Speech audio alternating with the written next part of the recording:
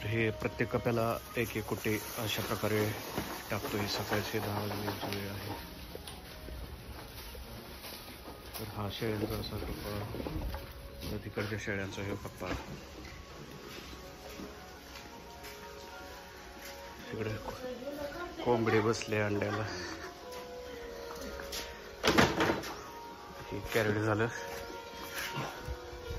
आता हे इथे एवढी कॅरेट भरून ठेवलेली आहेत. ओके,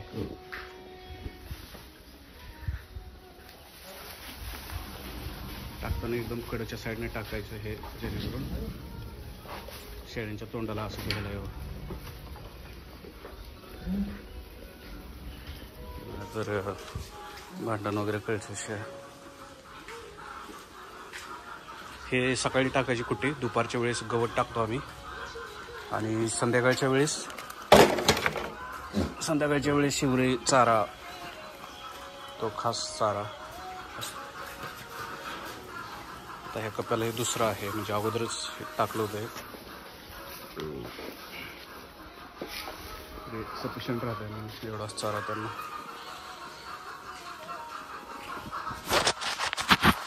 कॅमेरा जरा क्लीन केला, थोडीशी घाण बसली होती त्याच्यावर.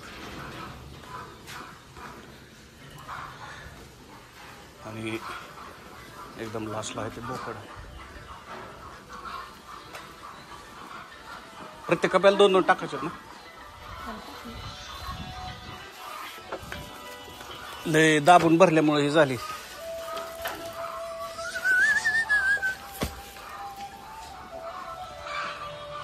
इकडे सुका चारा,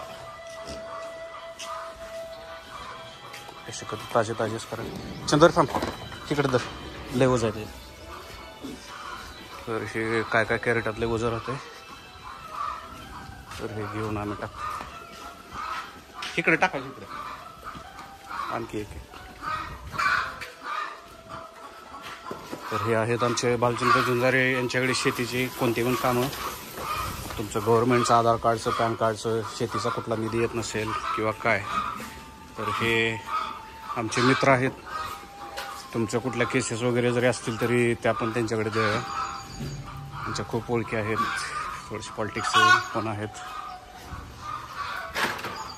तर थांब पकडतो.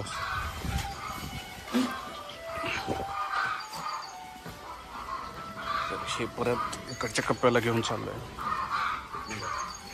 तिकडे चाल टाकू, 2-2 टाकायचे रे, सगळं भरलं पाहिजे.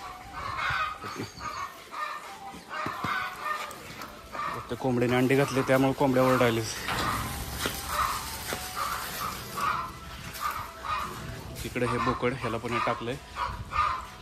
आणि तिकडे शिव कप्पा, हे जो आहे तो पिल्लांचा कप्पा आहे, तो जो विकायचा आहे. तर ह्या पिल्लांना ह्या गव्हाणीमध्ये खायला येत नाही, तर त्यासाठी पलीकडच्या ह्याच्यामध्ये जावं लागेल. पलीकडच्या छोट्या कप्प्यामध्ये जाऊन तिथं चारा टाकावा लागतो.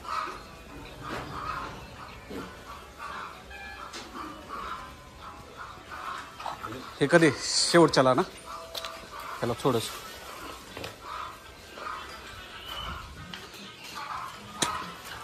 तर उन्हाळा आहे त्यामुळे लय धुरळा आहे, ते उडतोय. ऊन बिन तर एकदम जोरात आहे. पलीकडे शेतात हिरवी वैरण वगैरे सर्व आहे. तर आता ह्या पिल्लांसाठी कप्पा उघडून आज जावं लागतं. तर इथून हे दार आहे. चंद्र इथं नाही टाकायचे, आतल्या गव्हाणी टाकायचे. इथून अशी एंट्री, आणि इथून इकडं, इथून हे असं टाकायचं.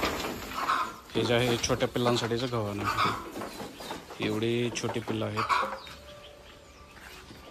हेच परत विक्रीला येतात. नाही झालं ना, म्हणजे तसं एकच पल्ले आणखी असतं तर टाकावं लागतं. लॉक सिस्टीम तेवढी एकदम जोरात करावी लागते. पण लय फुल भरून टाकलेला आहे.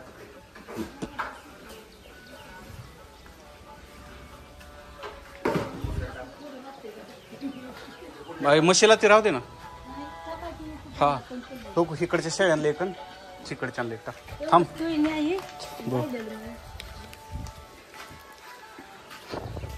तर आमचे मित्रासमान मित्र चंदर साहेब यांचा खूप वोट आहे. हे डबल टाकलेलं आहे कारण मगाशी जी मी कॅरेट भरली होती ती खूपच फुल होती. टाकू काय? तर आता हे एक राहिले, हे एक टाकायचं.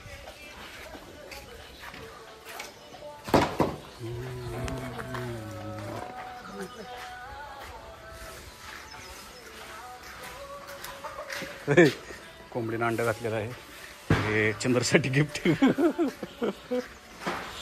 एकदम देशीवाला अंड. या अंड्यामध्ये जी क्वालिटी राहते ती कशामध्ये राहू शकेल.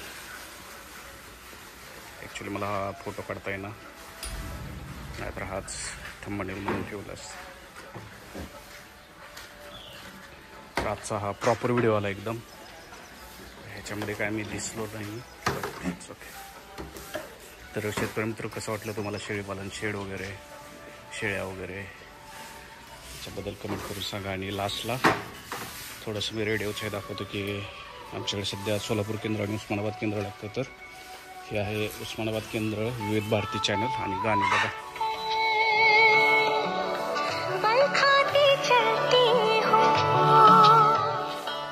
हा जो रेडिओ आहे तो एकदम उन्हावर चालतो, त्यामुळे उन्हावर सोलर प्लेट बसतो, त्यामुळे काय टेन्शन. आणि इथला जो आमचा कप्पा आहे हा आहे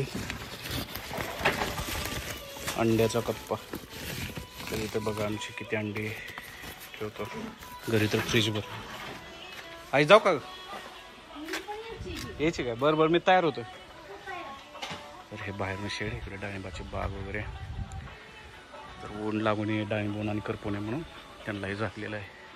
तर त्याच्या रिलेटेड पण मी माझ्या ग्रुपवर खूप व्हिडिओ टाकलेत. तर तुम्ही चॅनलला बघा, लाईक करा, सबस्क्राईब करा आणि शेअर करा, तेवढंच भारी वाटते. तर हे छोट्या म्हशीचे पिल्ले वगैरे आहेत. तर चला, आज मला दुसरीकडे बाहेर जायचं आहे, तर मी परत व्हिडिओ बनवतो. Thank you, bye bye.